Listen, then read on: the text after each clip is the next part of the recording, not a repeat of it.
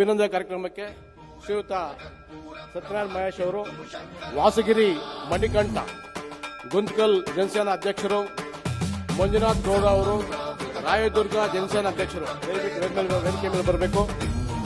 ಈಗ ಪರಮ ಪೂಜ್ಯರಿಗೆ ಅಭಿನಂದನೆ ನಡೀತಾ ಇದೆ. ತಮ್ಮ ಶಿವ ಶಂಕರ ಹರ ಹರ ಶಂಕರ ಜಯ ಜಯ ಶಂಕರ ದಿಗಿರಾಗ